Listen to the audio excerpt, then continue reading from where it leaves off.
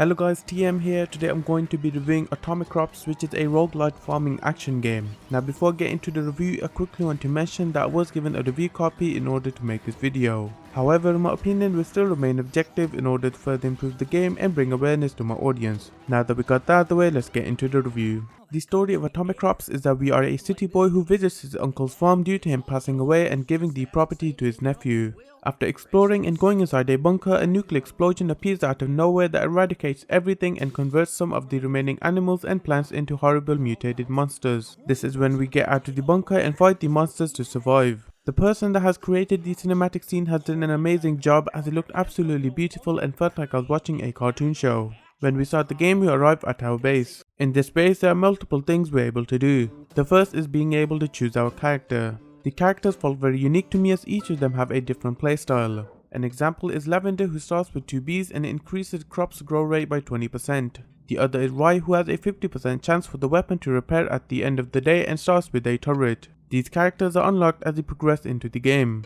We are able to upgrade our base through a meta item called Cornucopia. This item is gained at the end of the season when we meet the mayor. With this item, we are able to purchase upgrades from multiple types of ants. These upgrades can be increased health, increased capacity of items, and increase the length of the day. I really enjoyed this part of the game, as it gave me a reason to restart every time, as there was always something that could be upgraded in my base. With the Cornucopia, we are also able to purchase cats. These cats have no real effect on the player's gameplay and are only cosmetics in the base. There are also other features in the base, such as increased difficulty for rewards, challenge completion list, and daily tasks. Once we start our run, we are able to crop seeds. We are able to pour water on them that we can get at the well, and also fertilize them to start growing.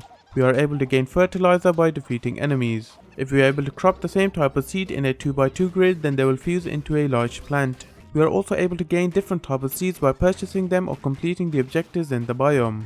We are able to leave our farm and go to 4 directions that each have a unique biome. These are west, east, north, and south. Each direction have a different set of monsters and objectives they are able to do. These objectives can be to kill the surrounding monsters, to gain animals, seeds, items, and tractors. Some examples are killing enemies to drop fertilizer, watering your crops, and cutting all the weed. The animals assist us in our farming. Some examples are cows that water the crops, and pigs that dig the ground, and chickens that remove weeds. We are also able to use a one-time use item. These can be fertilize all the crops, water all the crops, or expand our farming location.